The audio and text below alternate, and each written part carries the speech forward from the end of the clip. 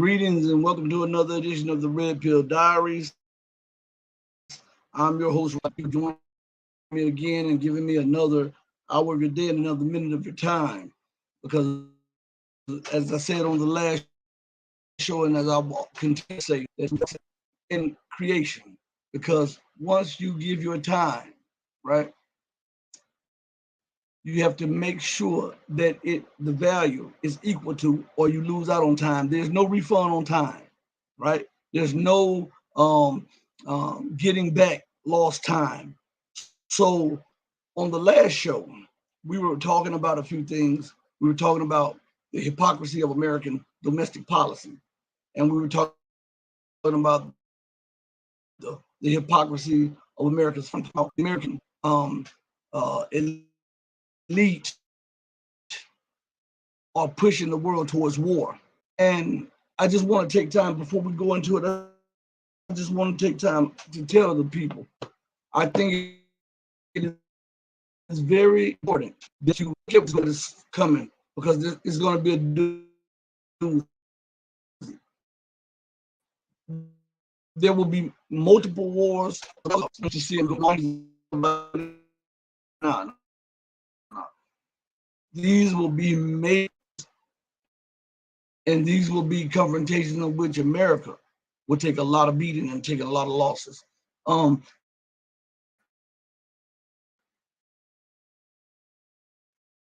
It has not dawned on America yet that she's not the nation that she we're losing connection. This is crazy. We just started the show and we're losing connection. I'm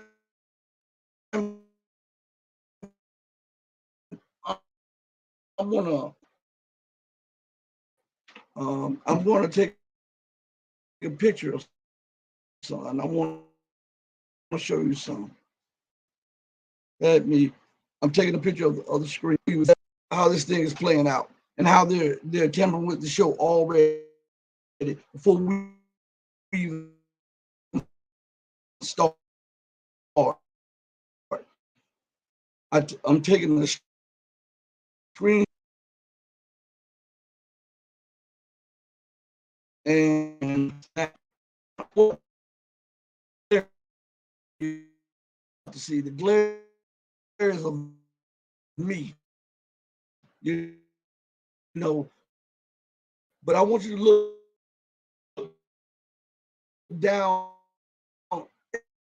at the bottom of the I see that. You guys see that? Excellent connection.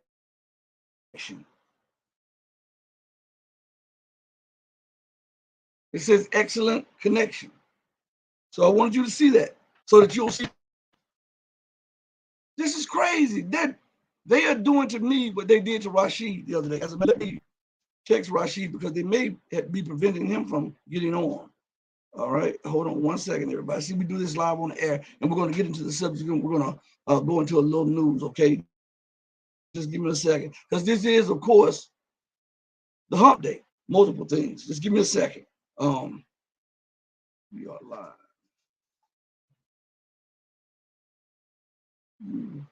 Get the link.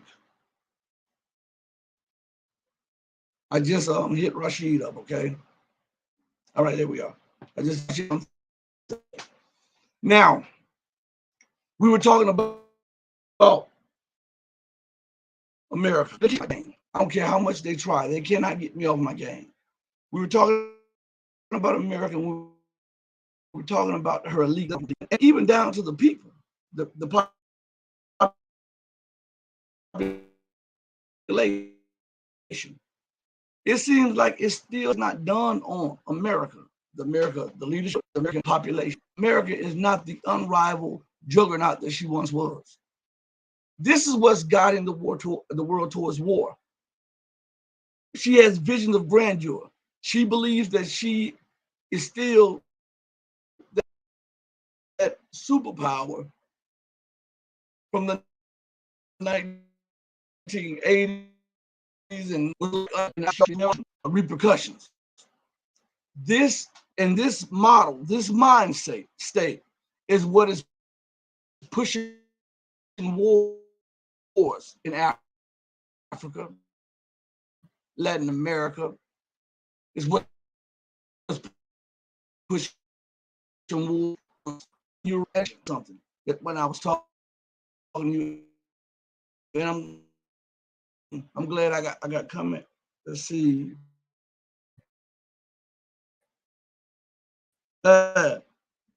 Yes. Reposition.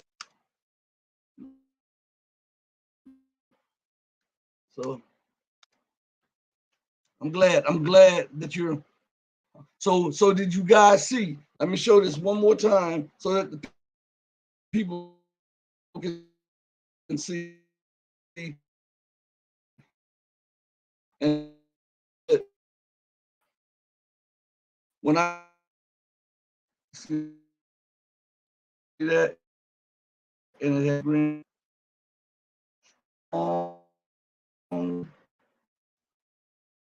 connection. Why is that?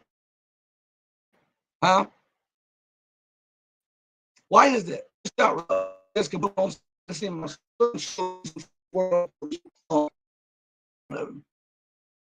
You know, he's a tech dude, and he's 18 years old, and it seems like they're born in this world knowing how to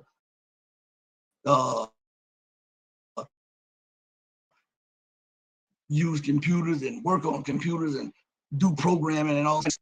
I want to read something to you all, okay?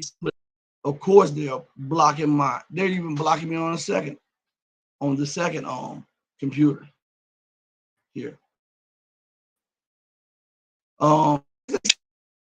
Today we'll get you, Rashid. So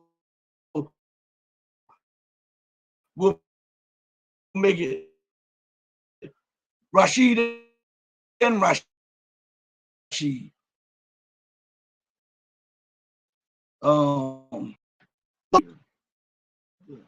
It's still not going to frustrate me. I want you to also to know this.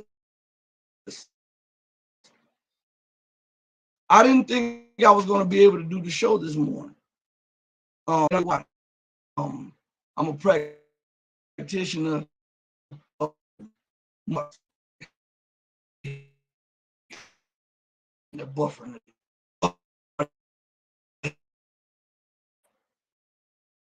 On my screen is buffering. That I'm of multiple and even when I was doing jiu-jitsu, when I was doing a match in jiu-jitsu a few years ago, I tore my rotator cuff and another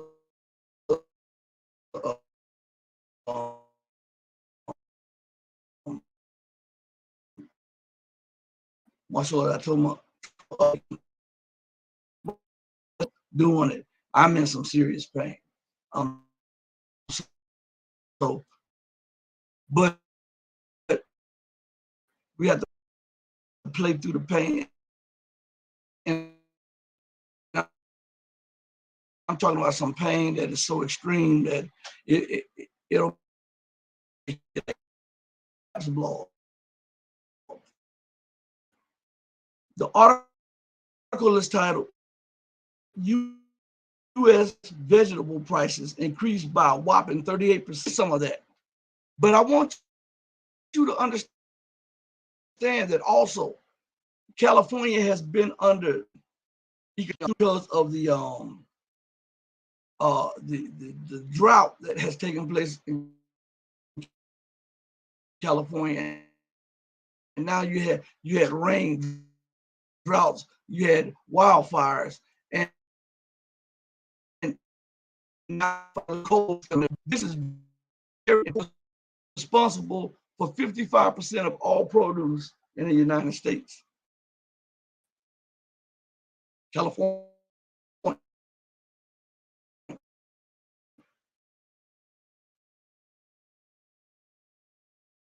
So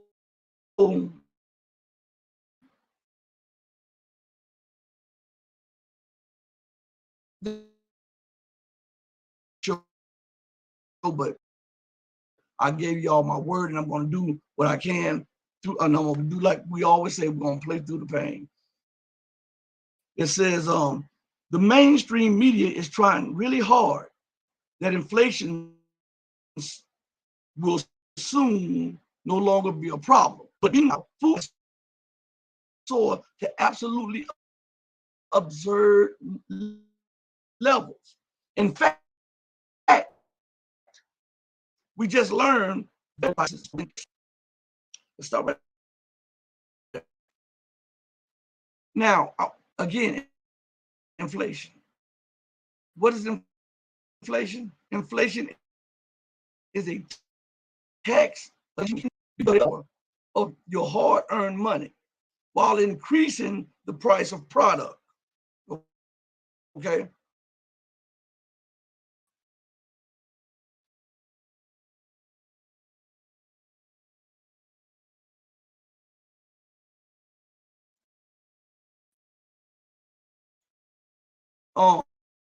Um, this show doing show, we have the internet book, the Verizon backup, and it's still buffering. Why I tell you what? Anyway, and it is pretty, but it really bothers me, especially it's bothering me just as much as my arm is bothering me. But let's go further. It says, when I originally saw but over the past 12 months, the price of vegetables from produce from producers shot up 38% on a monthly basis in November.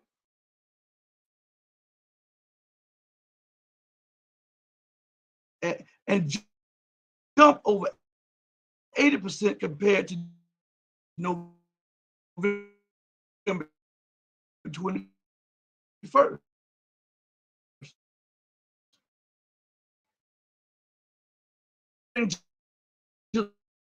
The U.S. Bureau of Labor Statistics latest producer price that a lot of you still have a difficult time believing it real. So I would encourage you to go to the official BLS website and see. As you can see from this chart, egg prices are also going completely nuts. The price of eggs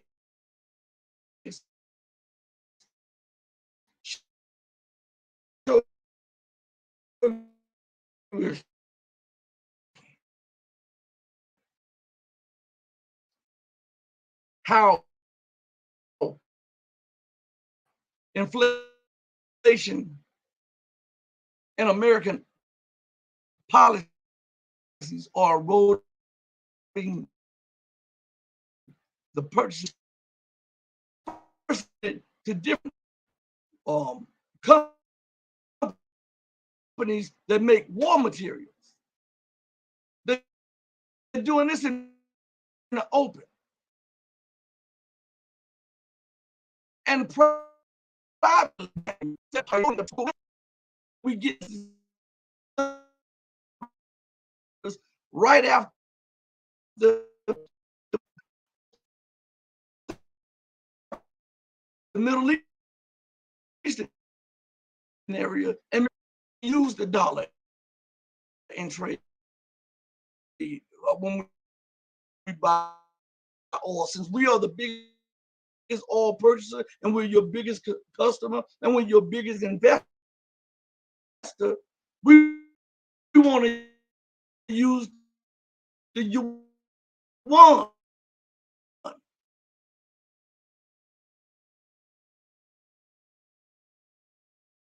that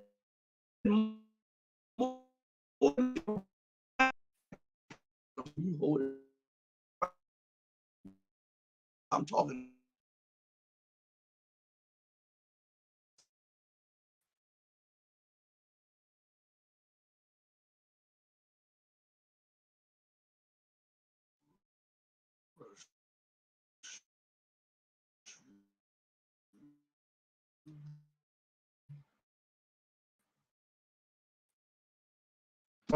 Came out, some news just came out December the 12th, just a few days ago.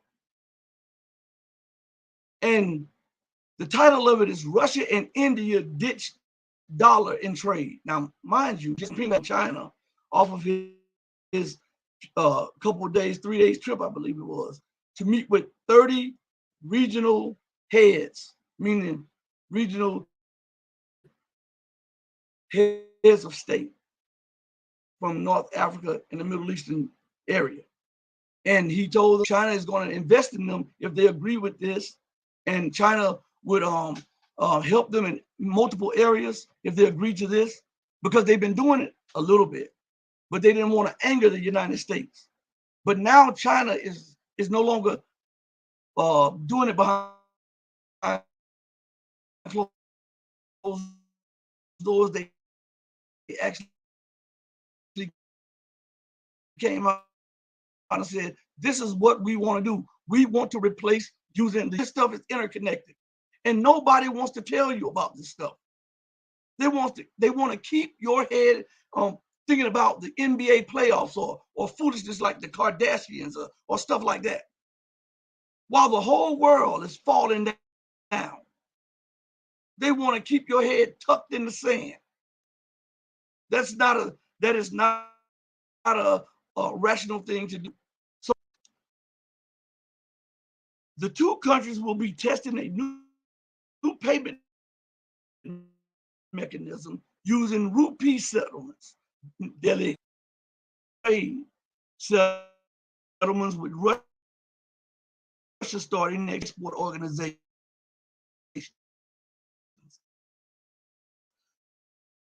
Ajay Sahay, the two nations will be testing a new patent for the Reserve Bank of India, a state-owned commercial bank, in September. The Indian government permitted the national currency to be used in international trade and reduced the rupee's dependence on the dollar. The country's central bank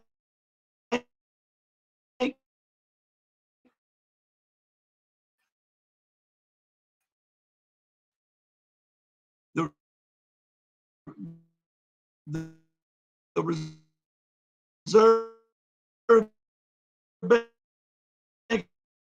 of India had earlier called on Indian national currency and commodities. This comes on the heel of all of those nations agreeing to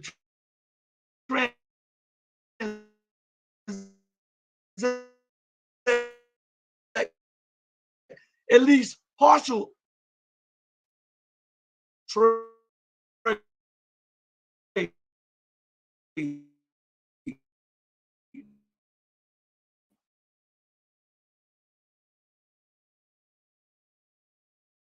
And you want when it comes to buying oil. You see, so we see them chopping down at dollar supremacy. Now, what understand? This also means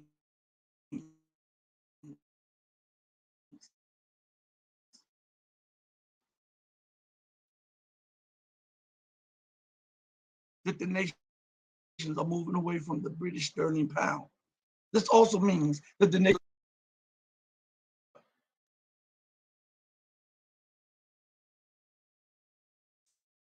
So that's why you saw the purchasing power over the last few months. So to the level of dollar almost parity. Did you see that? Over the last few weeks, last pound euro was almost at parity with the dollar for the first time since it was introduced. Why? Because the dollar is under strain and under threat, which means that nations are preparing. They're doing their best to connect their national systems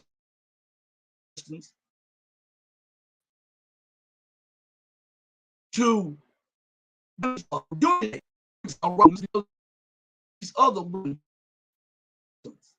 China Union Pay is accepting the Russian ruble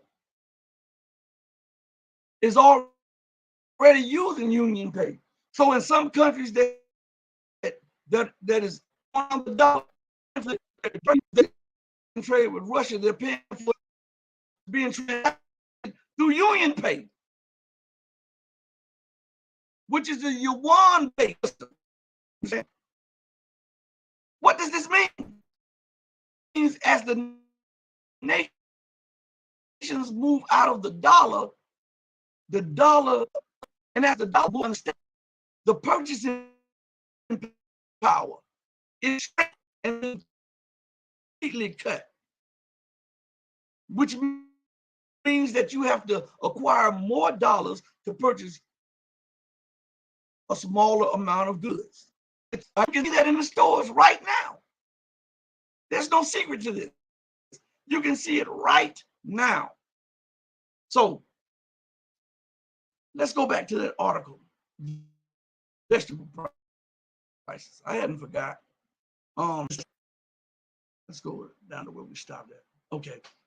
And as you can see from this chart, egg prices are also going completely nuts. Now, let me stop right there. I remember about 10 years ago, 18 years ago, you could get a dozen of eggs for a quarter.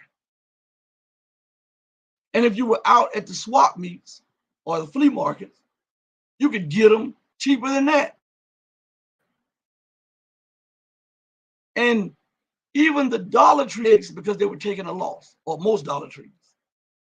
And then they upped the prices to $1.25. If you go into stores, go in West Florida, a dozen of eggs will cost you a few bucks. A case of eggs.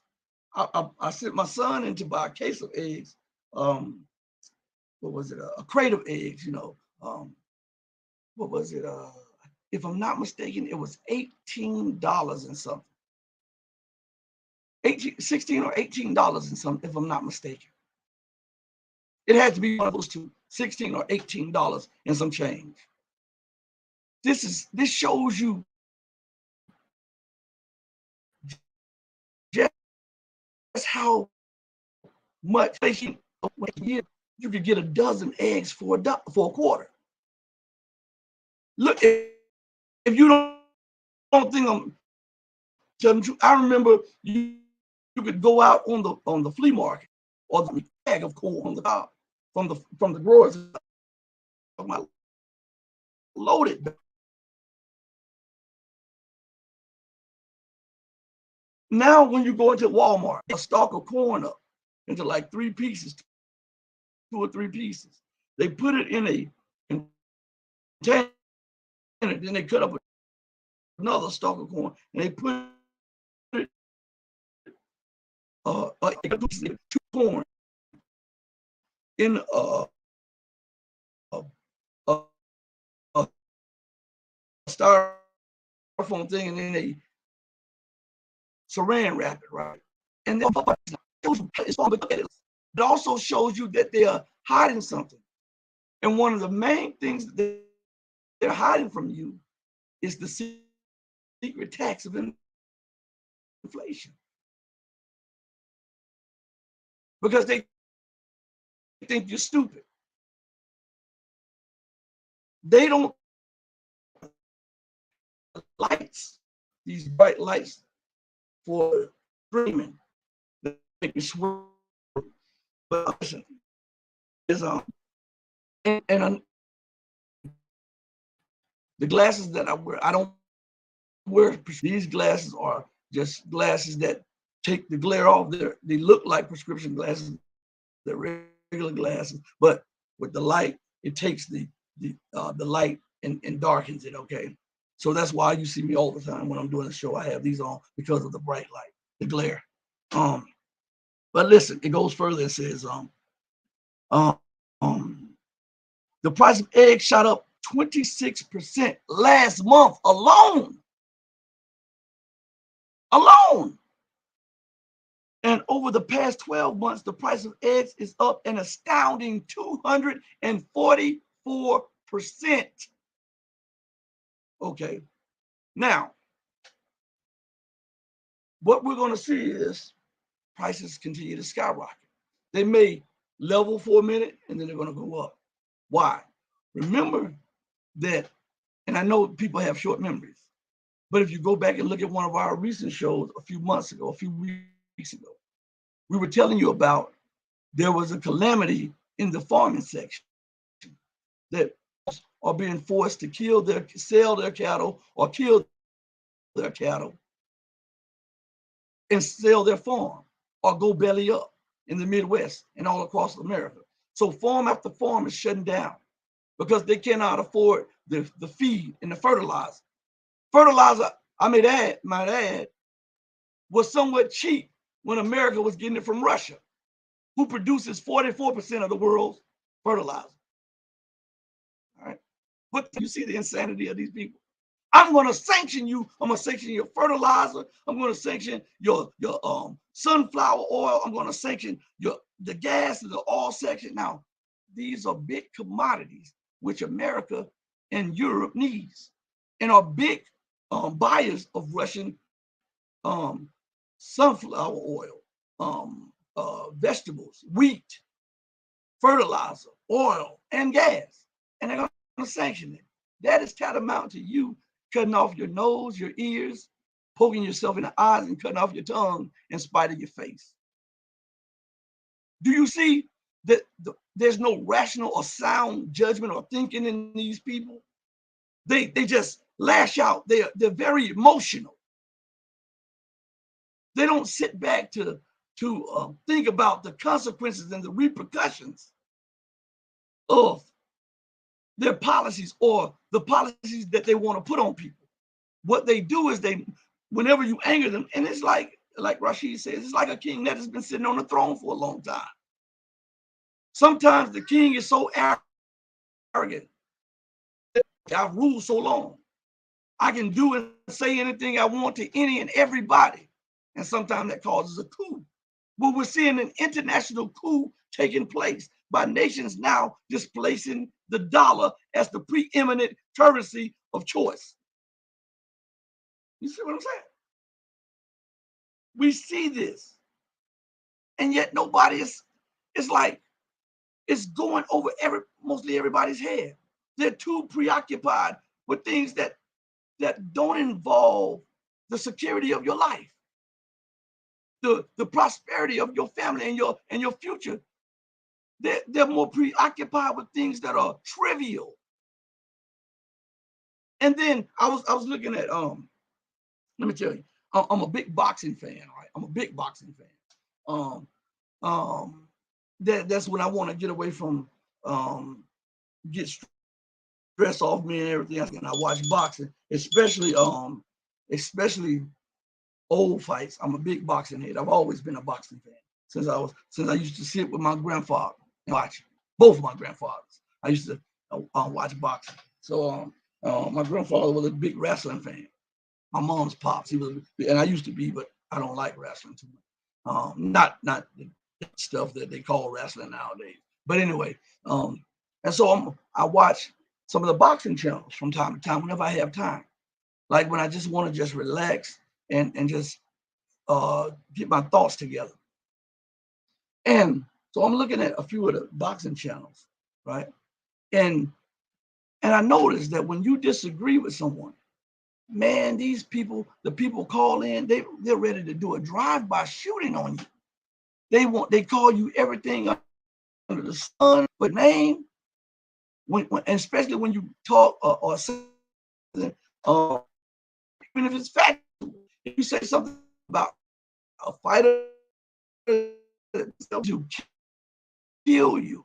Hey, let's meet up. Let's meet up. I bet you won't say, "Oh, I'll do this." And I mean, this is on. I don't realize that this is on a platform that is recording what you say and also broadcasting it over multiple nations, and they're acting like savages, and they don't have that same passion for what is going on, what it really affects them. It's like they're detached from reality, detached from the global events, the national events, which are directly affecting their well-being and the security of their lives and the security of their families. They are so trivial in their thinking that their life revolves around a sport instead of thinking about the times and what is going down in the times. Man, I'm telling you, these people are so petty, it is absolutely ridiculous. And it shows me just how dumbed down the society has become, looking at the propagandists and the propaganda machines of the media and the government. And this is the thing, the American leadership and the powers that be in America and the Western world, they marvel at that. And they do that to get it. They think they're doing it for an advantage over the people. If I keep you ignorant and bickering over trivial things, then I can run my policies and initiate plans that I have. And they don't realize that by doing this, they are taking an axe to the tree of their foundation. Because if you have a dumbed down, irrational, immoral, sociopathic population that is detached from reality, there is no way that your nation or republic or union of states can prosper or can have a viable future. They don't say anything about this. I told you, they are very emotional. If I can get an advantage on you, then I'm going to do that, especially when it's to my benefit and it's to your detriment. They don't see the thing in its totality.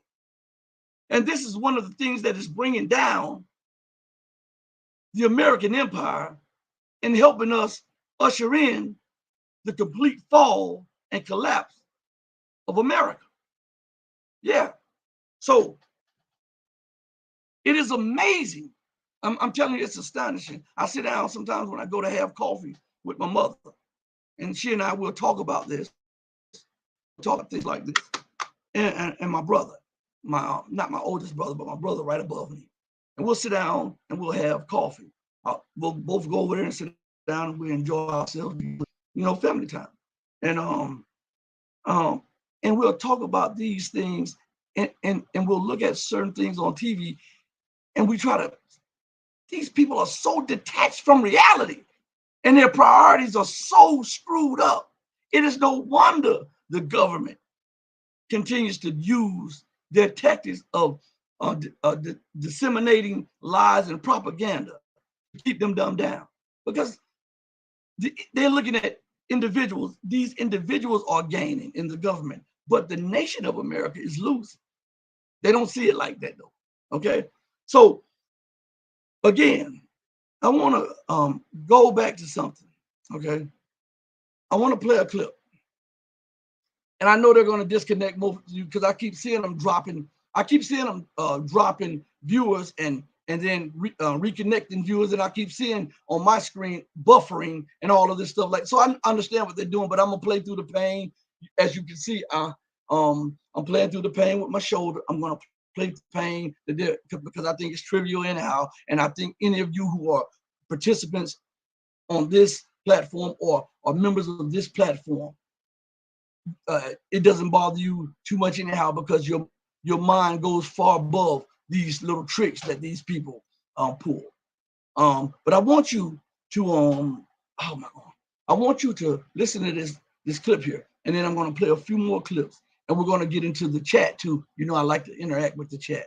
So check this out right here. Chinese President Xi Jinping says his country would work to buy oil and gas in the yuan, a move that supports Beijing's goal to establish its currency internationally. Xi says Beijing will also make full use of the Shanghai Petroleum and Natural Gas Exchange as a platform for oil and gas trade with the yuan. He made the remarks in Saudi Arabia, where he is attending a number of regional summits. China is the third largest trading entity in the world, behind only the United States and the European Union. Beijing has been encouraging partners to use yuan in bilateral trade in a de-dollarization push.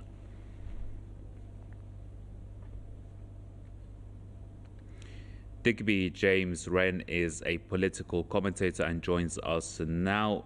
Digby, welcome. What's your initial thoughts on this China in Saudi Arabia, advanced talks on avoiding the use of the petrodollar, and could this perhaps even extend to other OPEC members? Well, the first thing to say is this is a very consequential shift in global markets. It makes sense, and as you mentioned in your introduction, the Shanghai Commodities Exchange is a key part of that, and that's taken quite a few years to set up. You cannot have this kind of exchange in yuan directly for energy if you don't have commodity markets established. So that was the first or one of the steps that needed to be taken. But it also shows that for the Saudis and for the BRICS nations, for example, and also for the members of the Shanghai Cooperation Organization, that there's a definite shift in the global south. The Americans have really undermined their own reputation because they've been weaponizing the use of the dollar. And so, of course, that accelerated the need or the requirement of other countries to not to stop using the dollar, but to start using the yuan and the euro much more. So a kind of a tripartite, sort of a three currencies, which I like to call the yes arrangement. So yuan, euro, and dollar. So this is a stabilization of the global financial and commodities markets. So not overly reliant on the United States dollar, and of course subject to US domestic fiscal and monetary policy, which impacts negatively on other major economies and emerging economies globally. Right, and why do you think the shift, Digby? I mean, in Saudi Arabia, which used to widely rely on the United States for its security, for example, security guarantees that the Washington has pledged, why is it now shifting towards China and the East? Well, obviously, when the Saudis were told, when they didn't support Biden's attempt to control the oil and energy markets in the wake of the special military operations in the Ukraine and the bombing of Nord Stream 2, for example, or the destruction of Nord Stream 2, Americans immediately threatened to stop supplying weapons to the Saudis and to control to have some kind of coercive effect with their weapons sales to the Saudis. And of course, the dollars need to be recycled, or currency needs to be recycled. So if you're buying your petrol in dollars, and then the Saudis were using those dollars to invest in the American economy and to buy weapons in dollars, etc., and then the Americans have destabilized that arrangement, and the Saudis realized, and just as many others have realized, that they can't, the United States is no longer a completely stable and reliable partner, and that China is a much more stable and reliable partner in many ways, and it's their largest client. They sell more oil and energy to China than they do to anybody else. I think that's 20% of all of their exports. Energy exports go to China, so it makes complete sense to do that trade in yuan, and then those yuans are going to be recycled into manufactured goods and investments in China, because China is still going to be growing and become quite possibly the largest economy in the world. It's very close to that now, and so that currency needs to be recycled back into the Chinese economy. And the same is true, of course, for euros. It's going to be recycled back into the European economy because the Saudis are also selling more energy to Europe. Which would make these single markets even larger. And then just finally, it's not just China, Digby. I mean, we're seeing India, Russia, Iran, many others also talking about trading in their own currencies. Essentially, Yes. that would affect the US dollar as a prominent currency in the global economy. What consequences would that mean for Washington?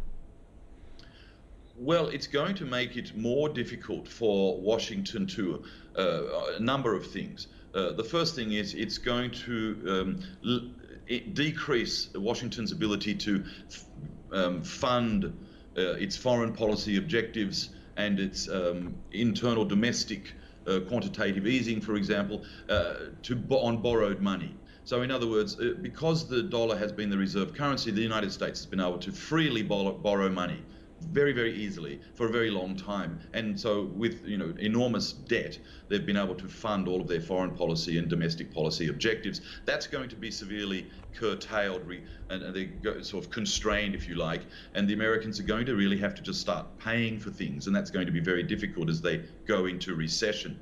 And of course, for the BRICS countries, so for example, Russia and India and Brazil, they too now will be able to have access to using their own currencies so this Saudi action has opened that door for the BRICS nations. And I think what we see here is that the BRICS is really a good counterbalance to the G7 now in terms of economy, and this is going to help those countries grow further, and those countries, as we all know, are leading countries in the global south. And so what we really see here is a complete restructuring of the global economy, and America having a less important role and therefore less able to interfere in the affairs of other countries. Okay, Mr. Digby James Wren, thank you very much indeed. Mr. Wren is a political commentator joining us live out of the capital of Cambodia. So we're back. We're going to play a few more clips, but I was engaged in a conversation in the chat, and I'm going to highlight a few things in just a second. In chat, please post some of your thoughts so that I can highlight them on the screen here to let people know your thoughts and and what's going on in your mind and what you think about the situation and what you see happening or whatever, because your view is just as important as mine. Okay, we are one unit in truth, trying to get the truth out to the people. Now, the guy said something very important at the end. He said, uh, "This is logical. This makes sense for China to do that, and for those countries to do that." And he all throughout there he talked about how America threatened not to help these other nations and to do this against them and not to sell them weapons. And when you threaten the dollar, what America does, she comes up with a terrorist organization out the blue. Have you ever noticed that when one terrorist organization becomes overused, America comes up with a new terrorist organization out the blue? Do you ever notice that? And here is the kicker: nobody sits down and think about this. And she knows. Now, mind you, you'll be never heard of the terrorist organization, and then all of a sudden they'll name the terrorist organization. They'll know every leader. They'll know their history, their family members, and everything, right?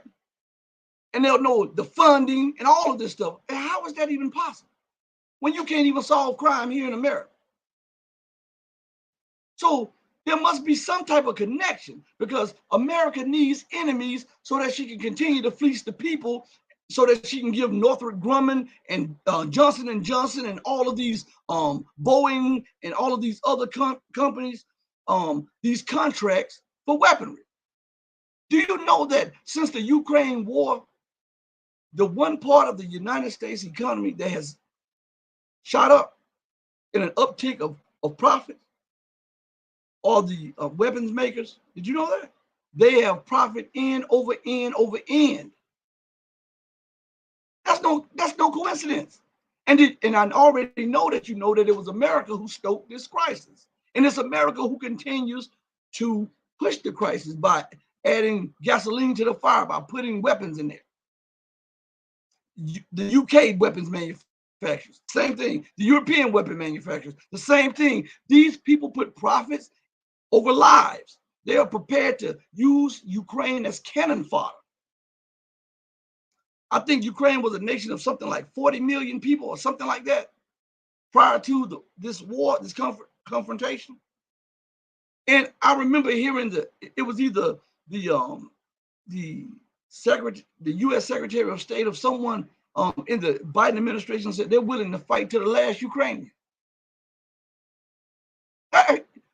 They put no value on the loss of life. This is why you can't help but if you're if you're a person that reads scripture and the Bible and you study the Bible and stuff, you can't help but when you hear these things to equate America to the bloodshedder, the war maker, because they had no second thoughts about initiating wars to keep their position. We know what happened to each and every one of those, in biblical terms, those nations that did that. And most people believe that America is the exception to the rule. I'm patriotic, I'm this and I'm that. Well, if you are that patriotic about these policies of aggression and imperialism and colonialism and economic terrorism, then you're just as guilty as the people who are pushing these policies. Because if the people rose up against the policies, then the government would be shaken in their boots and would take a second thought to initiate the policies. But you're a beneficiary of the policies, therefore you hardly protest about it. That means that you're going to get what they're going to get, right? In a court of law, if a person kills someone, murders someone, and you're there with that person, you become an accessory to that crime, right? If you and another person go and rob somebody and it ends up in a murder, even though you didn't pull the trigger, guess what happens? You have to pay a penalty too, because you were a beneficiary of the robbery. And in terms, you were a beneficiary of the murder also. So you have to face justice. Is that not right? Why don't we apply this rational thinking when dealing with an irrational nation in their irrational, illogical policies? We everything else and talk about them being tyrants and dictators and brutal leaders and all this stuff. But when it comes to America, we turn a blind eye and a deaf ear and a dumb mouth to it. We say dictators. And then when you look at how Hugo Chavez, the late Hugo Chavez, came to power in Venezuela with 80-some% of the vote of the people, how the hell can he be a dictator? His successor, Maduro, election after election, which was certified by the Carter Center. You know Carter, the former president, Jimmy Carter. His center had certified each time that Maduro was the duly elected president with the majority of the votes. But the American government tried to undermine that because he wasn't their man, right? Think about that. Maduro is a dictator, even though he has built over 5 million homes for underprivileged and poverty-stricken people in this country. 5 million in a matter of a few years. He's reduced poverty there, even under U.S. sanctions. He and Hugo Chavez implemented a program to educate the people, not just in the curriculum of the school, but in the constitution of their nation, so that the governments behind them wouldn't be able to exploit them. This is what the United States called dictators. Under Muammar Gaddafi, there was free water, free power, free education, free health care. If you got married, you got a $50,000 stipend and the government bought you a home. Every citizen got a portion of the oil and gas revenues from the sale of it by the government of Libya. If you wanted to go to college, the government would pay for you to go to college, and you got to choose whether or not you wanted to go to college in Libya or around the world. And if you chose outside of Libya, they gave you a monetary for housing, food, and miscellaneous stuff. That's a dictator, they call it. Here in America, when they call it a democracy, you can't get jack. They charge. Think about this, because we have to look at this stuff. These people are criminals to the very core, and they exploit you. I call them succubuses, and I'm gonna go to the chat in a minute. They are parasite. They're parasitic. You don't believe so? And we love to invoke God, right? Especially here in America, when it is showing itself to be an ungodly nation. We love to invoke God when they're acting ungodly. Think about this. Born into God's creation, these things are supposed to be free. I'm going to show you something. I'm going to show you how parasitic the capitalistic system is. I'm not communist or nothing like that. I'm going to show you how parasitic the Western world order and system is, and how it preys on ignorance and preys on other people's property and resources. And when you call them out, they call you the robber, the thief, the murderer, the rapist, the molester. 2/3 of the planet Earth is water, right? But they charge you for water.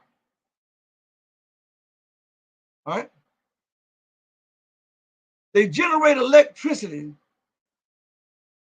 through multiple sources, whether it be solar, wind, thermal. They generate electricity through that. It costs them a fraction of what they charge you. Right? If you go to the store, they exploit you so much that now they charge you for soil, right? Stuff you dig up out the ground, they charge you for that. And now there are ordinances in certain cities where you can't take soil or you can't take sand from this place, this place. This is so that the corporations can make money. And to show you just how parasitic these people are, by your birth into the universe, oxygen and air is free. Go to a gas station and tell them that. They charge you for air. And it's not 50 cents, 75 cents, $1. It's $2, $3. You got to pay for some air. If that is not a parasitic system, you tell me what. Everything that is free in nature, they exploit it and take it and charge you for it.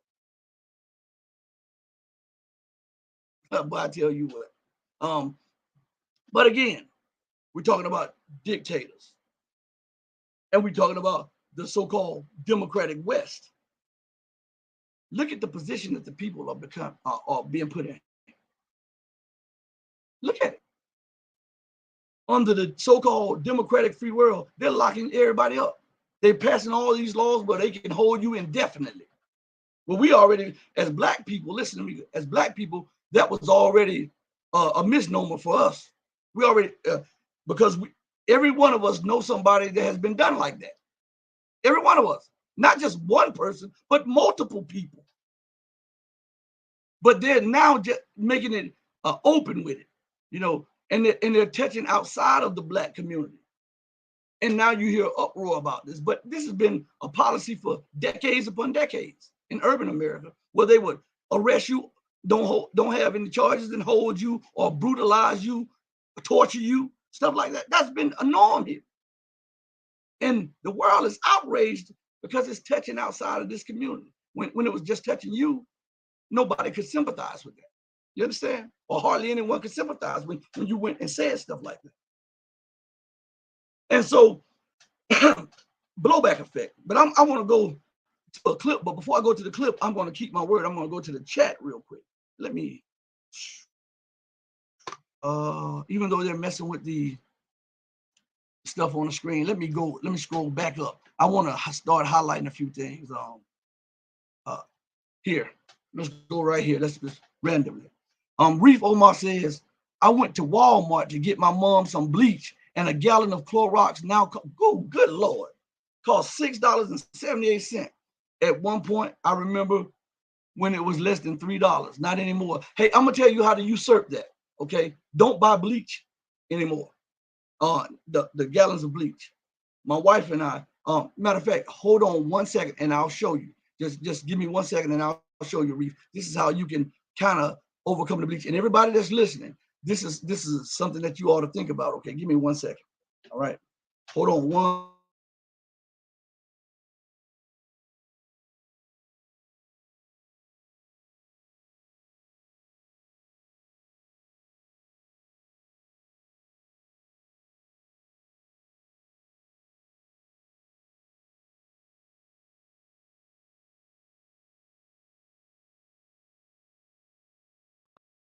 Okay, here you go. Okay, now I have what I wanted to show you.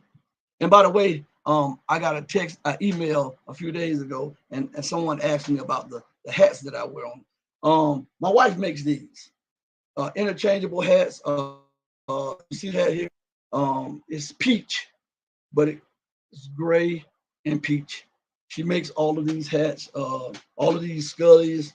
She does that color scheme. They're 2-in-1 Scullies and stuff like that. So and other hats. So she makes those for me. And yesterday she made me 3 in like a matter of 2 hours or something like that, an hour or so. But so oh my shoulder. So listen, Reef, when you go to Walmart, go to where you were going to get the bleach. But instead of you getting the gallons of bleach, they'll have something like this. You see this?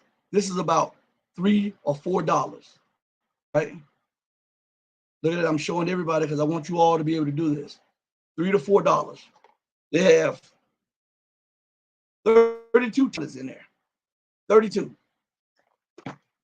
One tablet makes concentrated bleach. You get your gallon, you empty the gallon, drop the tablet in there, fill it up with water, put the top on it, shake it, let it sit for about 15 minutes, and you got you a gallon of concentrated bleach. For $4, you get 32 gallons. $3 or $4, you get 32 gallons. Okay? So for those of you who are listening, that is a way to try to bypass some of the inflation that goes on. All right. So now let's go down. Let's see. Let's see. All right, we'll highlight this one too. It says, I see, he's talking about inflation.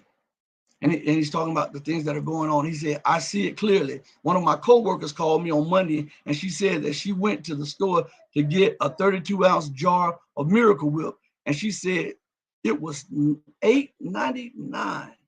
I thought she was going to lose it. Oh, my shoulder. Oh, man, that is absolutely insane. That's insane. And this is one I should highlight. This is a main talking point that we're on. The world is being de-dollarized before our very eyes, but most people can't see it. And in the urban community, we've been so preoccupied with foolishness that we don't take the time to sit down and pay attention to, or like they say, smell the roses.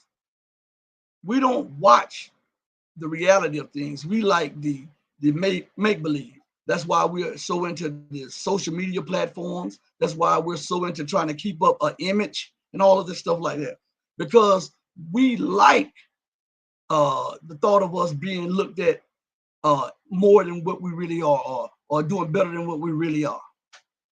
You know, it's certain people that make up their whole lives of YouTube. I mean, YouTube or Facebook, or what's the other social medias? Instagram and it's something called a chat. My daughter, a chat. Snap. Is it a Snapchat? Snap. Something like that. Anyway, but yeah, and instead of us looking at the reality of stuff, we prefer illusion to reality. You know, and that's bad because the world is de-dollarized. I was looking at something, and I was going to bring up something. I saw an article on this, but I didn't pull it up. I pulled up an article from a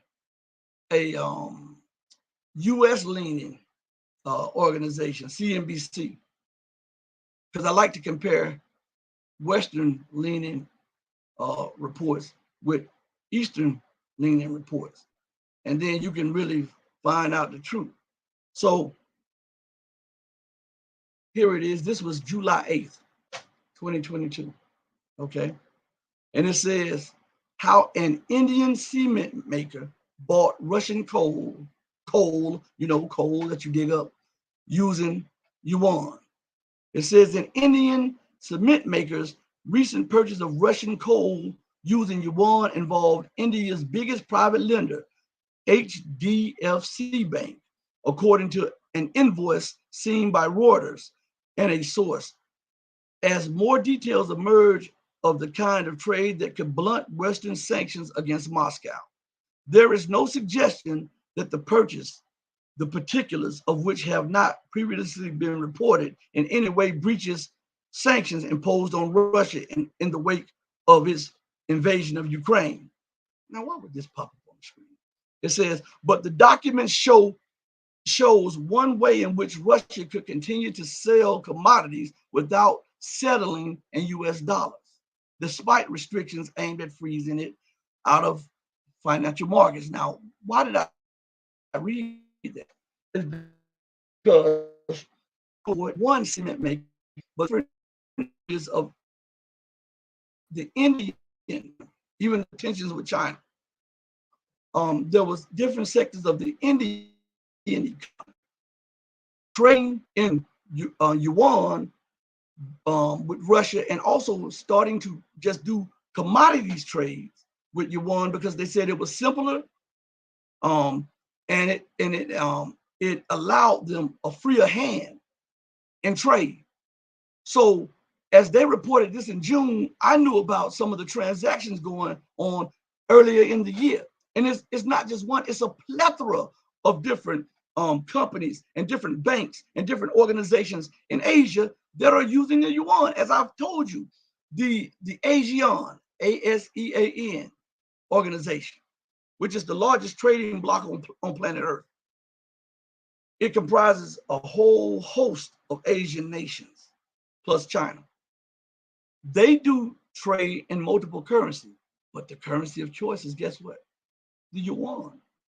Now, you have the largest trading bloc that has no reservations whatsoever on using the yuan. Guess what? You have the second largest trading bloc on earth that uses the yuan in certain transactions too. And that is the African Trade Union, not the European Union, the African Trade Union, the second largest trading bloc on the planet Earth. They use yuan in some of their trade settlements. Okay. And now we're seeing that the 30 heads of state from the North African, the Middle East and North African region have been very receptive to China's plan of selling commodities to China and Chinese allies in yuan. You see Venezuela, Argentina, Bolivia, and other Latin American nations using yuan. That's what the coup was about in Bolivia last year.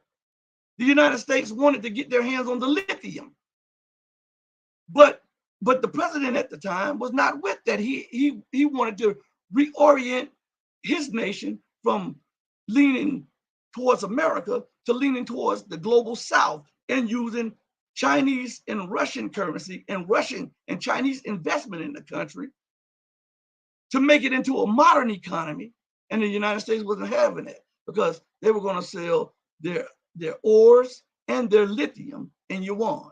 And so the United States instigated a coup to overthrow Evo Morales, I think that was his name, and sent him into exile. And then the people rose up in in Bolivia, and demanded his return and his and his student became the president, and Evo Morales was welcomed back into Bolivia, and now he's the hand behind the president of Bolivia. And they've reoriented their policy from Western leaning to Eastern leaning. All right. And you just saw that in another nation, right? Peru. The same thing just happened. The only difference is that the people are rising up, but the government is still the illegitimate government, which orchestrated the coup on behalf of the United States, is still in power at the moment. Okay. But again, this is about dollar hegemony. And the nations are moving away from dollar hegemony. Okay? And they are looking for a fairer share of the world order. That's why when that guy was talking in the clip I played, he was talking about people are moving away from the dollar. They're moving towards something fairer. And he talked about how China using the yuan removes America as the middleman, because whether you know this or not, America is the loan shark. Do you know that? Regardless to what transaction is done around the world, if it is done in US dollars, America knows what was sold, when it was sold, how it was sold. And America gets a cut of the money for the transaction. Did you know that? And that is why she's so keen on keeping the US dollar as the main world's reserve currency. And she's willing to fight to the bitter end to maintain that. The only thing is the world has changed, and she doesn't realize that the China of 20 years ago is not the China of today. The Russia of 20 years ago is not the Russia of today. The Iranian Republic is not the Iranian Republic of 20 years ago. The nations around the globe are not what they were 20 years ago. The world is evolving out of a unipolar world into a multipolar, multi-spectrum world. Something on my screen. Okay, I got it all. So let's engage a little bit more. Let's see.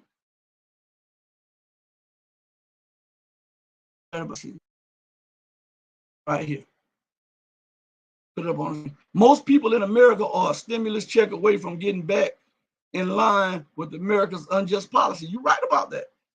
If they hurt the American people, look, if you have to rely on the government for financial help or food help, guess what? The people who you rely on for food and finance dictate your policies. And they can tell you, look, if you go out there and protest, if you go out there and do this, if you go out there and do that, then you're not going to receive this. Guess what you're going to do? Especially when you have 3 little ones sitting at home. Guess what you're going to do? You're going to sit your behind at home. So this is what they do. America has turned into a feudalist dictatorship. It's a feudal system, but it's a dictatorship at the same time. Let's go a little further. Yeah, Reef, you're right about that. It's only democracy when America's puppets, when they get elected. Let's see. And I concur with this 100%. If Gaddafi was a tyrant, then I'll take that, because American freedom is pure hell and brutality. Amen. And the choir said, amen. You can believe that. And yeah. Right here. This is something that the people should know. Right here. In America, I'm telling you about how parasitic the system is, and how greedy. Oh, I cannot move that. How greedy the system, the people are in the system. These lights are killing me too.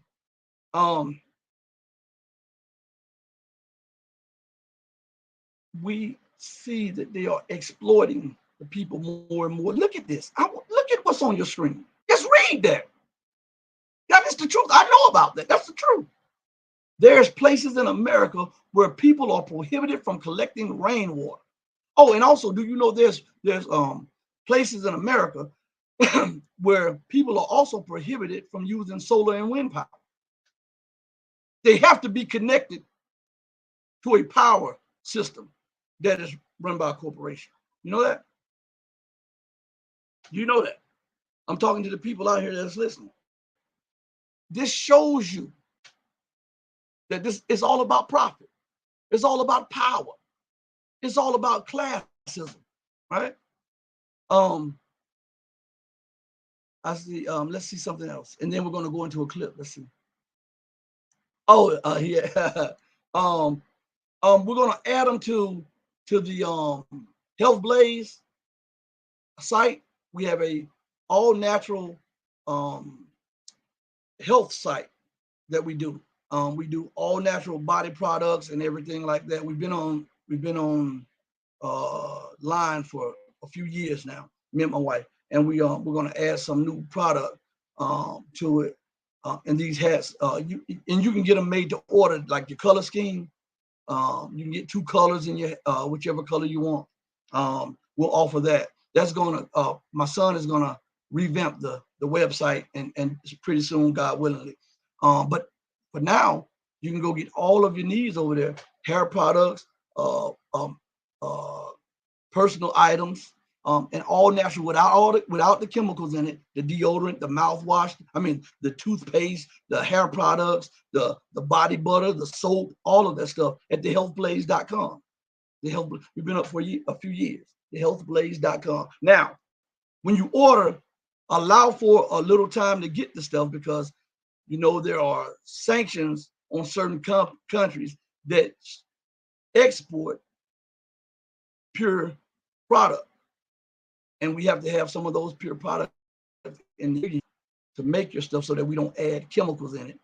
And then it has some of the stuff we make to order, and it takes a few days after we make it for it to sit up, like certain soaps that you might like. It takes a few days for it to sit. We don't do that stuff that you buy in the store. We bought, if you're aching, we sell salve, all natural salve, like muscle rub and stuff like that. That stuff, it works. My sister had surgery on her knee, and we gave her some, and she told me she was a believer in it. After she used some, she was a believer in it, and she uses our salve. So that helps a lot. But let's go. Yeah. Yes, sir. Yes, sir. Yes, sir. Anything that I know that it'll benefit you and anybody else that listens, I'm willing to share. Forget profits. We have to learn to be better people, and we have to learn to be our brothers' keepers and our sisters' keepers. We've got to learn, when we look at each other, not to look at them as a mark, but look at people with respect, and want for them what you want for yourself. The environment and the atmosphere of America is that of exploitation and getting over on people and wanting people to look up to you instead of looking over at you while you're standing side by side building something prosperous, right?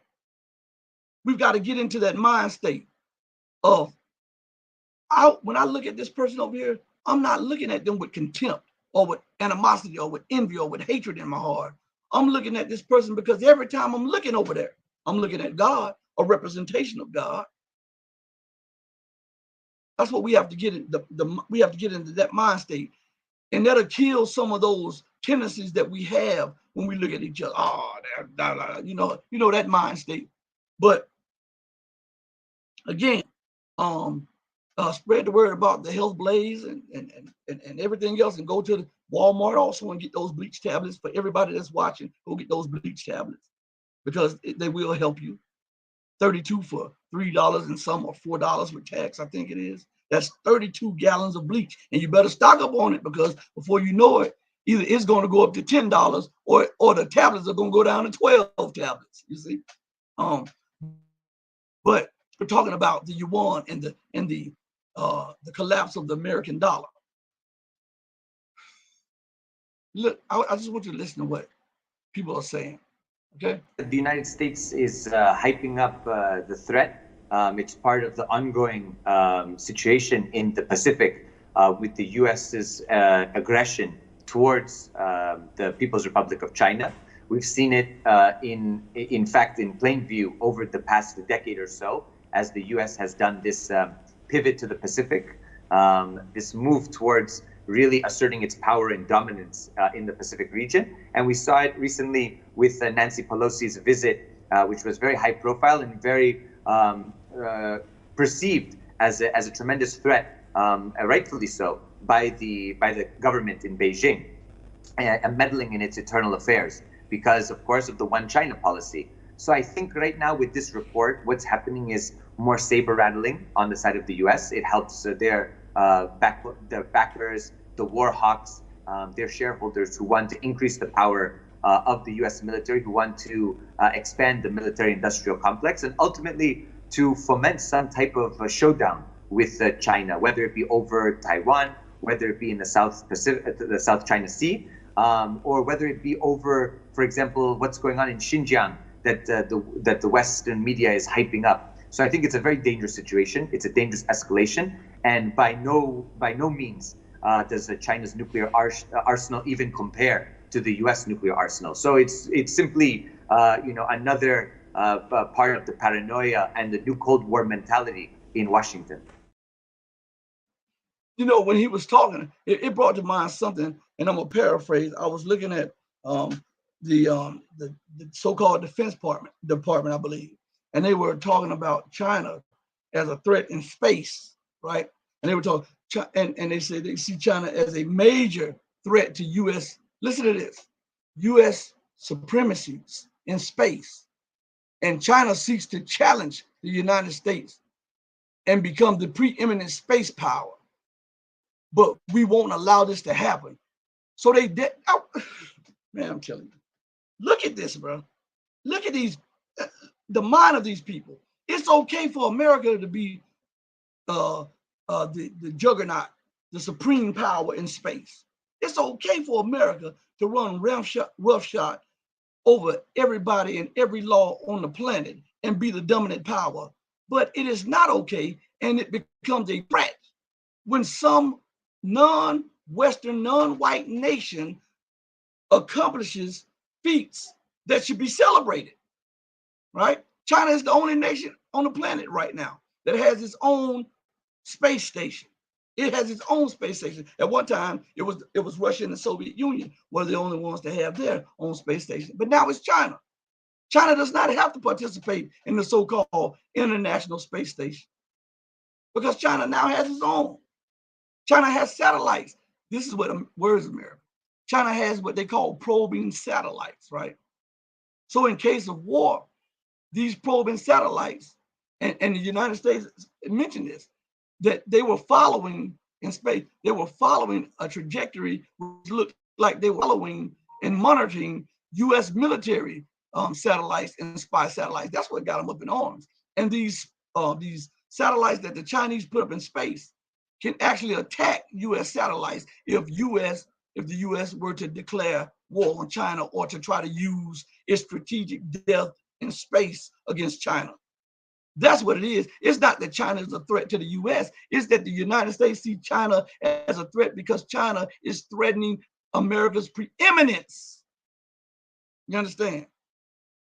So, but this is what one guy had to say about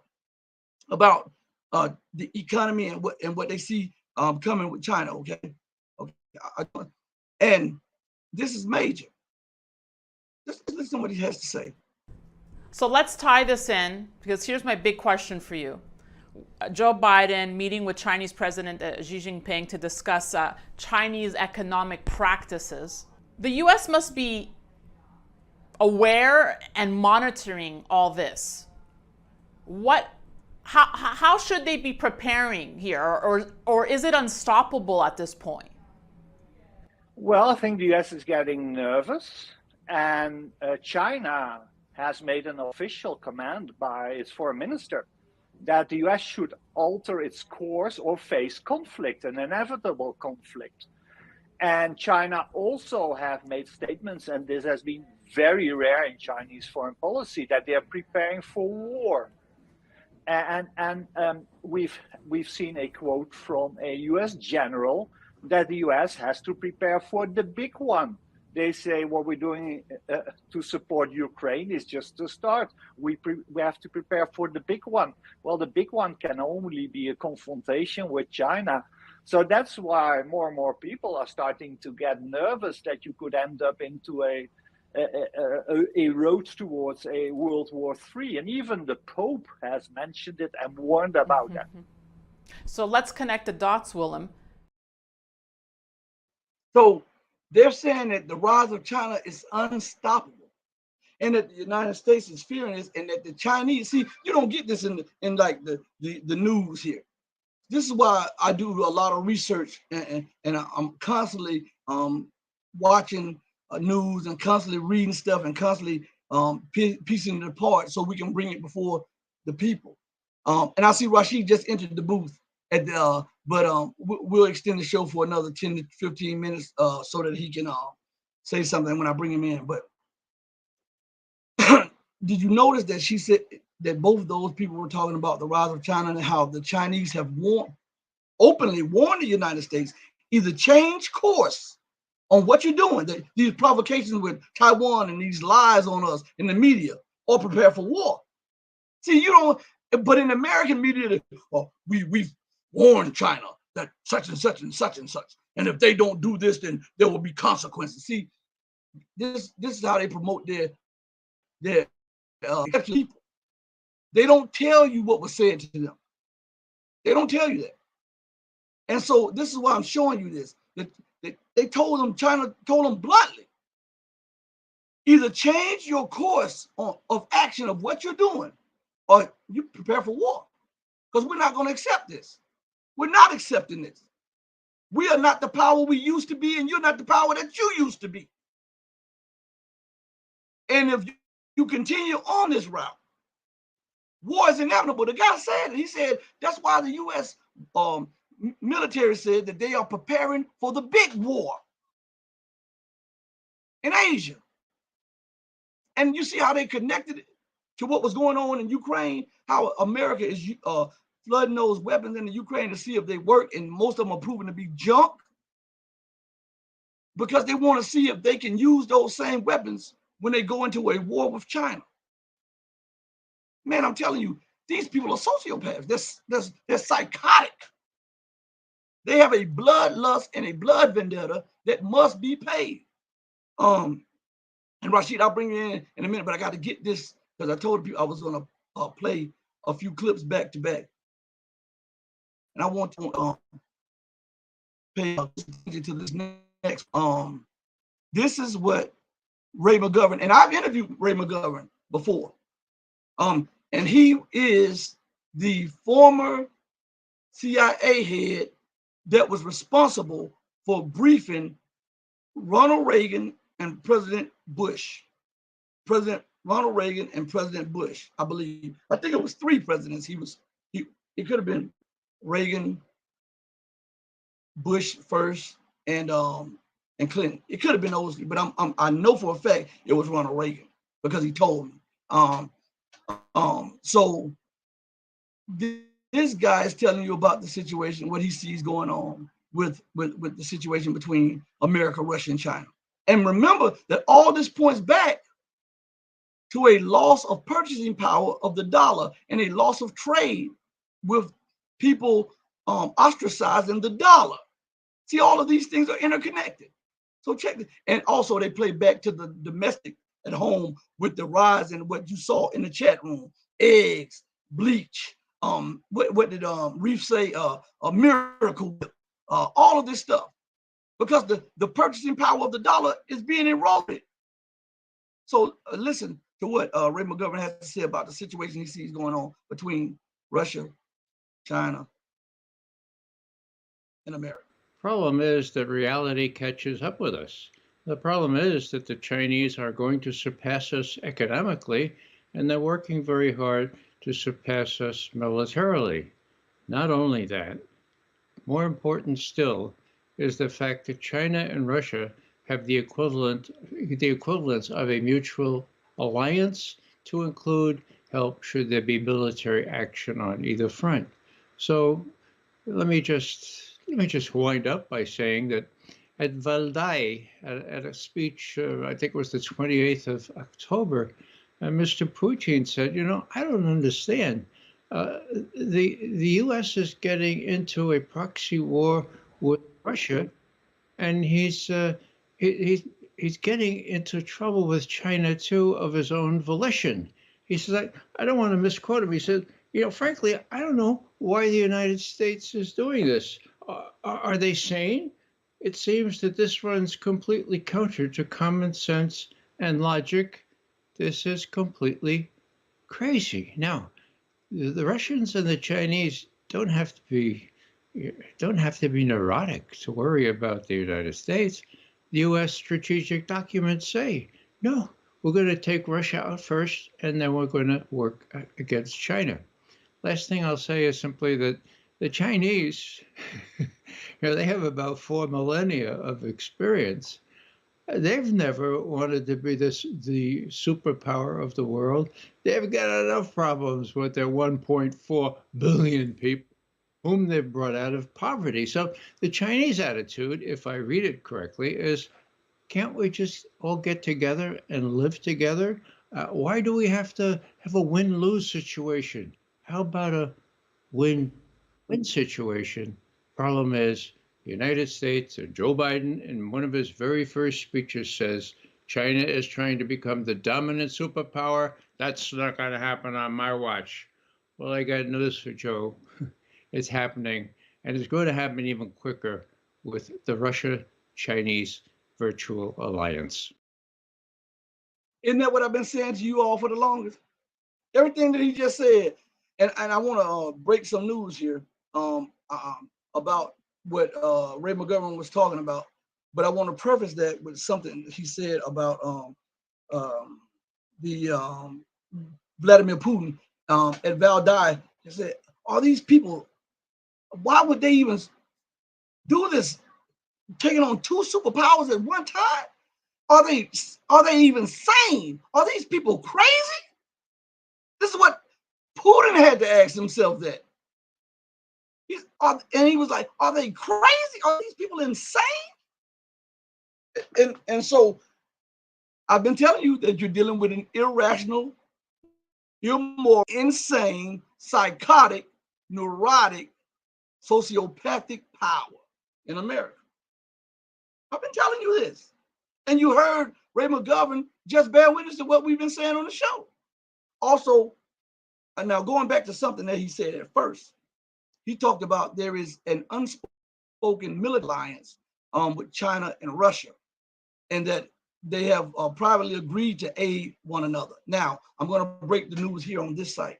I should have said, but there have been reports, and I have confirmation of this from someone in the know, someone who should know this stuff, that recently there have been a lot of air activity between China and Russia, and there have been planes, Russian planes, multiple Russian planes, cargo planes and all, landing Chinese bases, and they have been loaded with cargo, and they've been taken back to Russia.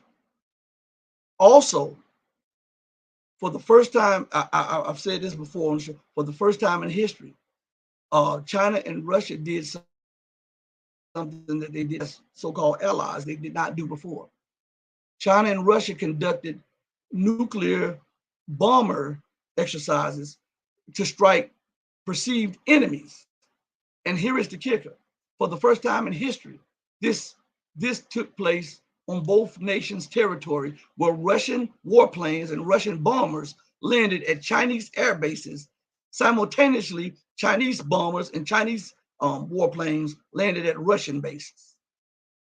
And it was to signal to NATO and America that Russia is not standing alone in the fight in Ukraine. As a matter of fact, I can't verify this part of it, but I can tell you that I've heard it from 2 sources that said it in passing by. And maybe I'll go back and double back and ask them this, but they said that the US and the Ukrainians and the UK believe that some of those Russian fighter planes, are being piloted by some Chinese pilots. They said they may have found evidence of that. So I'm just saying, now that part I can't corroborate, but everything else I can. But I have heard from two people that usually that have given me reliable information that said that they heard that in their circles. So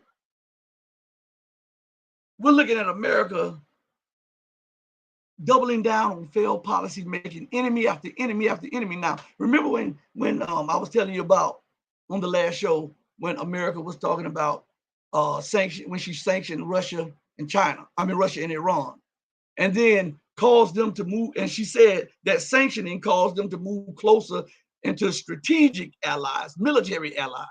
And she said, but if they continue, then we're going to sanction them again, doubling down on failed policy. Well, look what happened. She sanctioned Russia, and then she sanctioned China, and it caused them to become strategic allies. And guess what she's trying to do now? Double down on it. And look what's happening.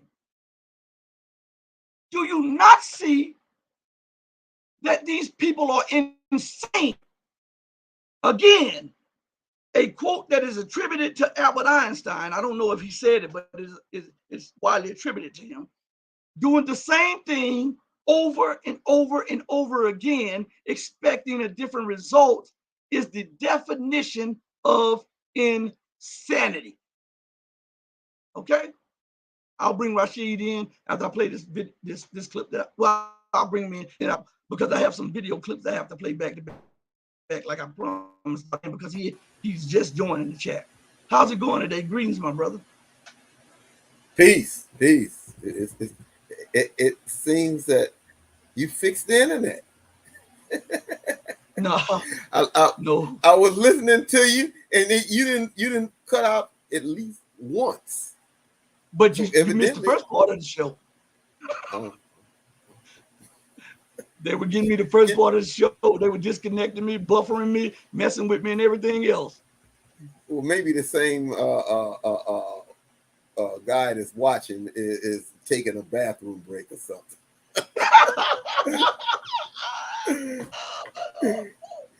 I was saying to myself, he's doing real good. Maybe I won't chime in and they won't start buffering me. You know, when they bring me in, they whoever it is that's handling it, he hates my guts. He won't let me say anything. Yeah. So anyway, as you were saying before, with the you remember a couple of years ago, it was an article that said that the Chinese government have successfully blocked the American satellites from seeing in part of China that they didn't want them to see. Yes. It means that their technology is catching up and surpassing the empire. As you were saying before, the empire is going down. That's the reason why she's doing it.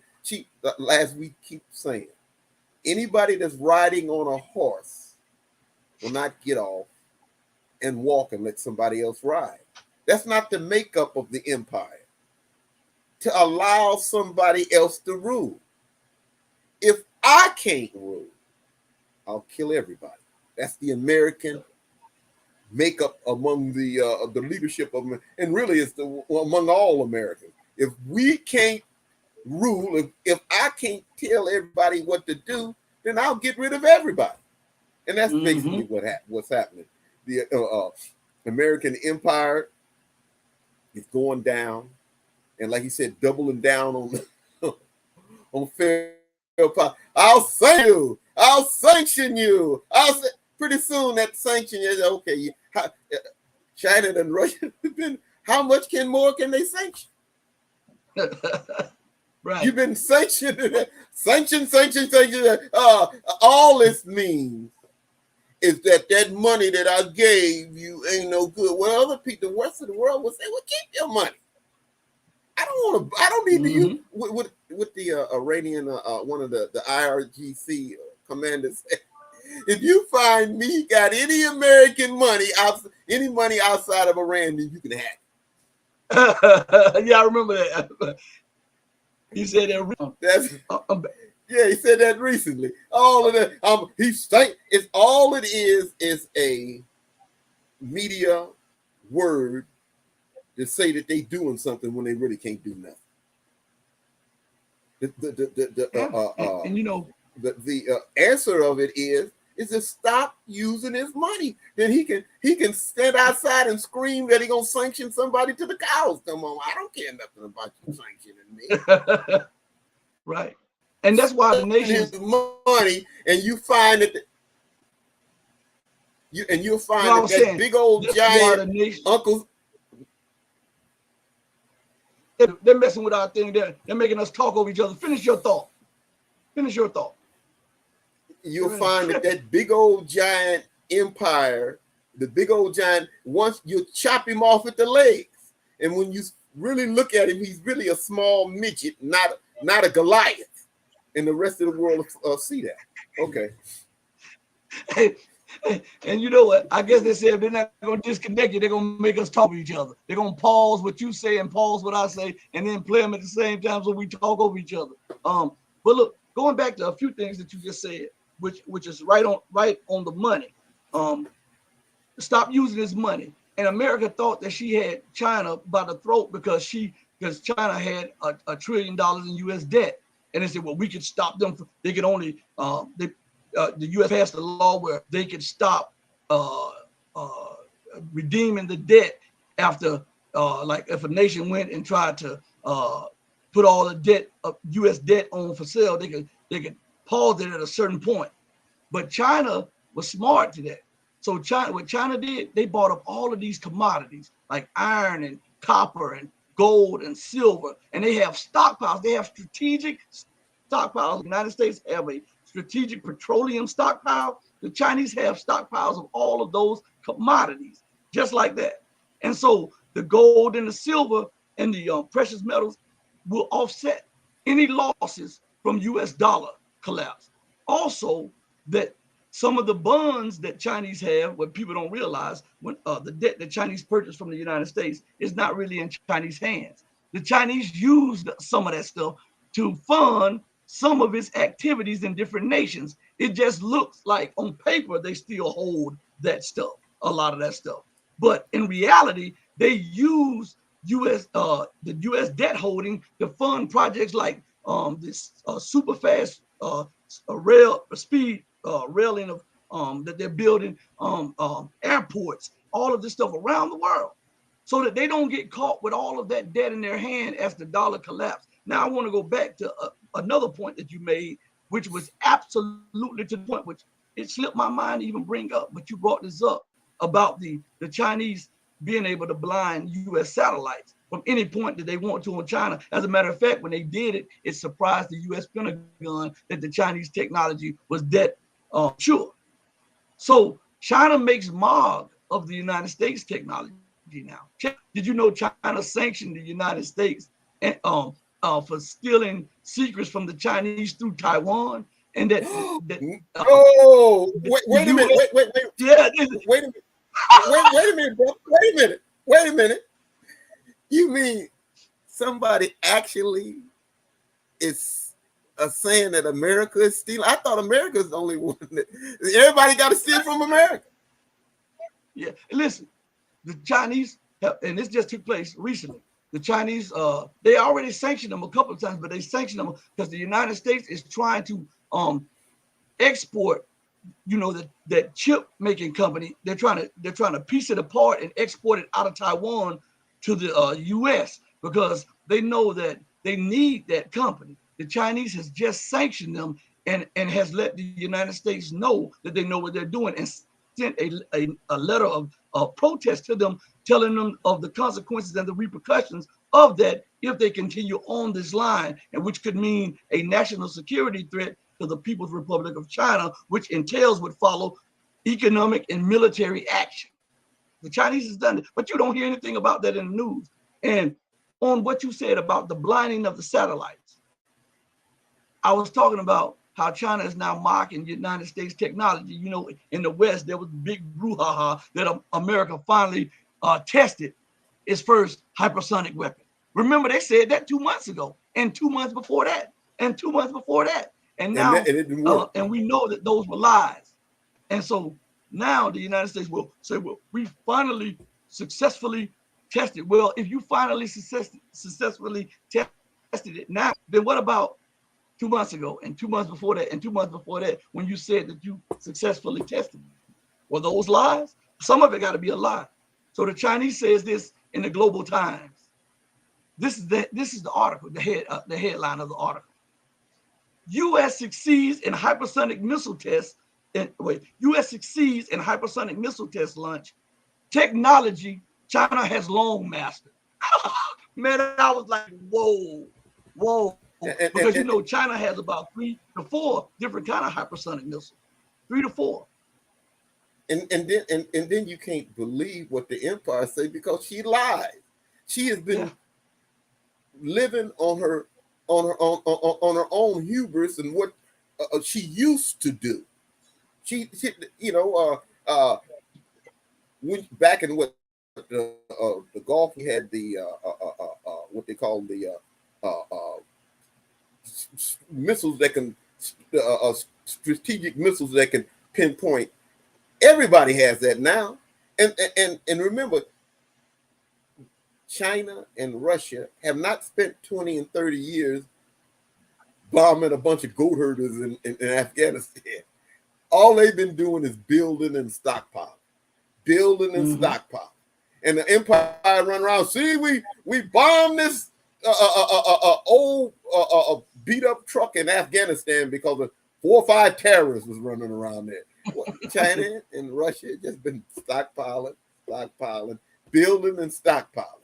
And then you listen to the MSN or the mainstream media, and they sit up there and talk about Russia's running out of this and Russia's running out of that. Lies. The question of it is, they become like the old fable about the boy that cried wolf. They lie so much, how can anybody believe anything she got to say? They don't live up to treaties. Mm-hmm. Their word means nothing. So how can anybody believe anything that they say? We got this and we got that, and I remember they was laughing and saying that Iran was doing that, but now the shoe's on the other foot. Mm-hmm. China and Russia have these things, you have nothing, and claim in everything. Mm-hmm. They become pathetic, the laughing stock of the nations. Yeah, and this is what China said. I'm gonna read the first paragraph of the article, that Russia has about 5 to 7 different types of hypersonic missiles. China has about 4 or 5, if I'm not mistaken, different types. So that means that they've had the technology and it's matured. North Korea has a hypersonic weapon, and they demonstrated that, and it was even acknowledged. It was even acknowledged by Japan and the United States that the a few weeks ago was a intercontinental ballistic missile that could reach anywhere. It was hypersonic. So I'm about to read this with the Chinese. So check this out right here. The Chinese says this in the Global Times. Go say what you said before I read it. I said Iran said they have hypersonic missiles now. Mm-hmm. Mm-hmm. Yeah. And I would believe Iran over the United States, because Iran, that's all they've invested in is that missile power. But and plus they here have we are here, China and Russia behind them.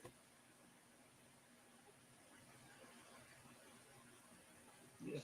So it says, after a series of failures, the U.S. Air Force on Monday announced that it has successfully succeeded in the test launch of its air-launched hypersonic missile, a technology China has long mastered and even put on display at a recent air show. Not only did they put it on display, if I'm not mistaken, do you remember when the United States had deployed their battle carrier group close to Taiwan, and the Chinese sent out those Type 09, what is it, Type 075 destroyer, Type 095 destroyers. I forget, the most powerful destroyers.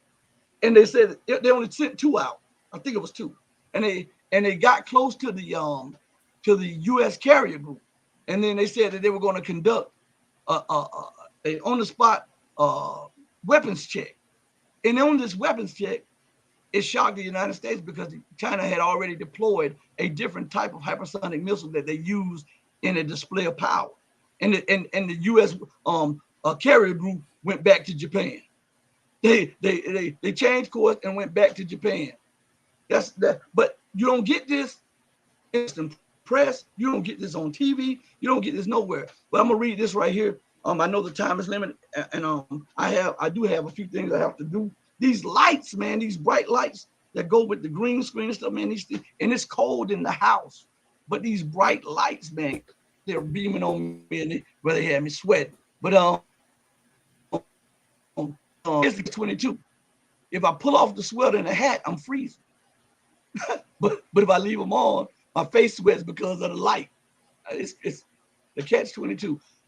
But listen, yes, I was watching coverage of a Chinese military parade in Beijing, and an American journalist was calling the parade an act of aggression on the part of China, on the Chinese. The nerve of these people. Yeah, when China displays its military power, it's aggressive. When America displays it, we're just doing war games. When China displays its military in China's own backyard, is aggressive. Can you imagine? America's 10,000 miles. No, what I'm saying is, America's 10,000 miles away from her borders, claiming somebody is aggressive. But that's the American thinking process.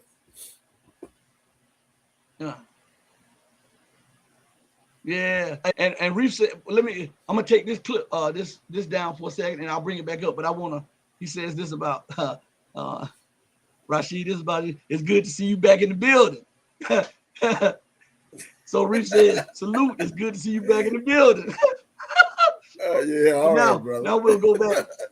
We'll go back to I consider him as part of a partial co-host because he drops a lot of stuff in the chat, and I'm talking timely stuff. Here he said, it takes me back to that interview you did with Scott Ritter. America's not ready for this fight. Well, I tell you what, let me go to here real quick. I was gonna play something else, but since you said it, we have it on deck. Scott Ritter. Yes, we have it.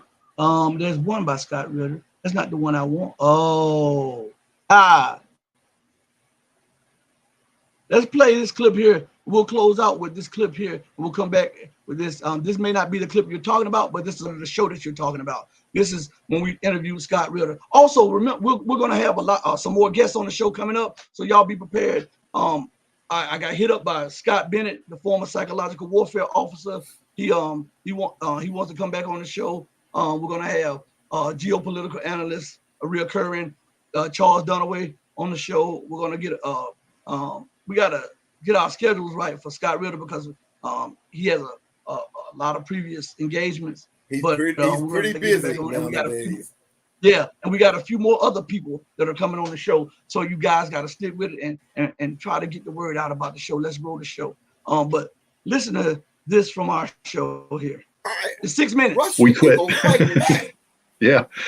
No, I agree. First of all, let me start with this. This is just my premise, having been in the U.S. government at a variety of levels, and even though I wasn't senior, I worked with very senior levels. I've been in the White House, the Situation Room, and all that.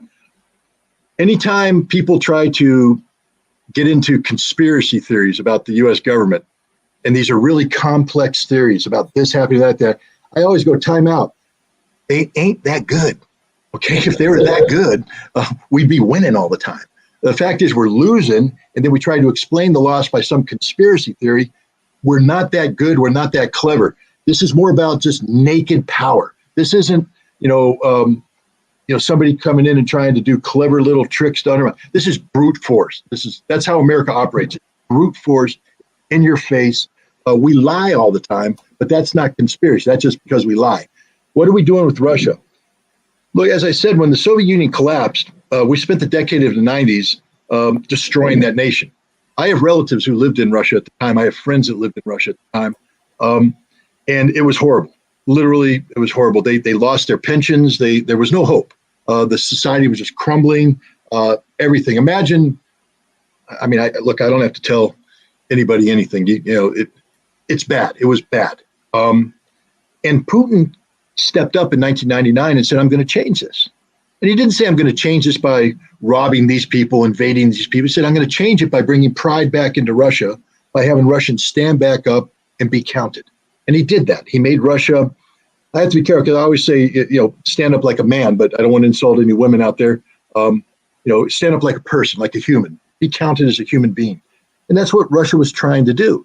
But that's not what the United States wanted. We liked Russia being defeated. We wanted to break Russia up into its component parts. And Russia didn't want any part of that. So when you say, do we think we can beat Russia? Here's the problem.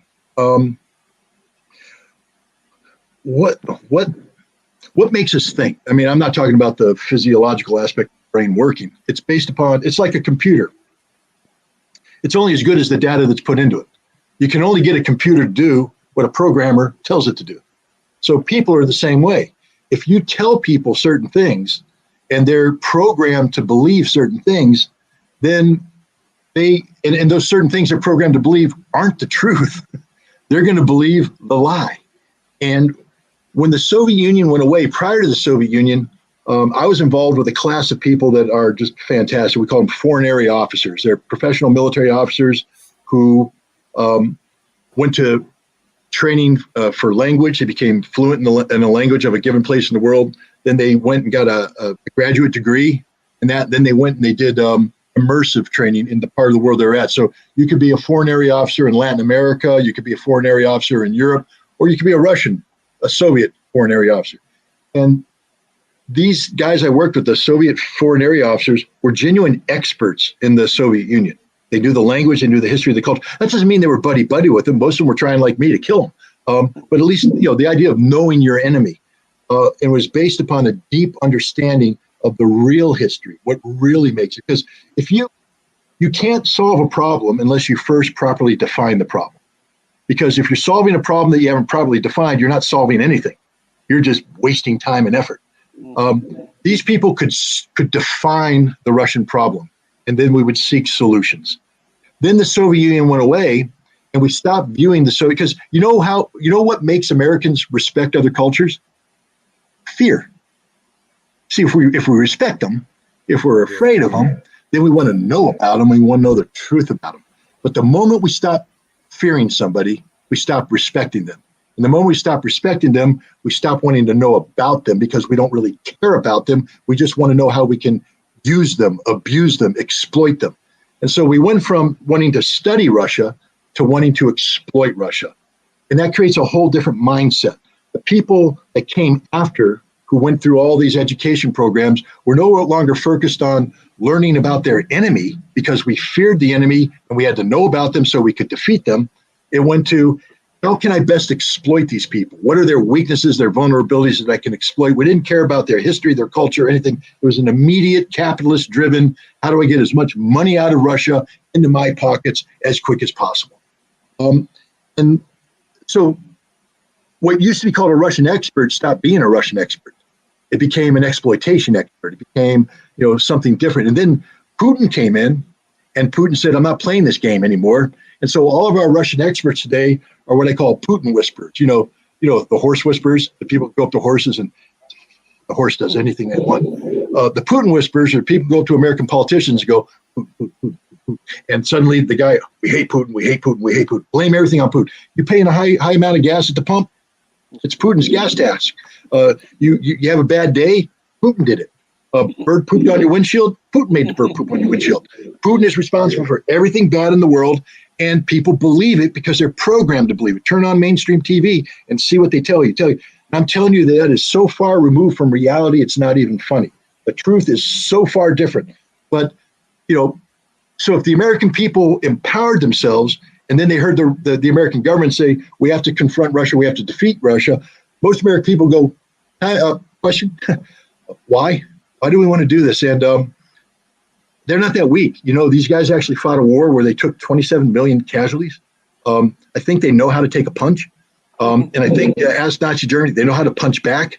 I don't think we want to get in a ring with these guys. You know, this is like me at 60 trying to get in a ring with Mike Tyson at his prime. Don't want to do it. Bad idea. Not going to happen.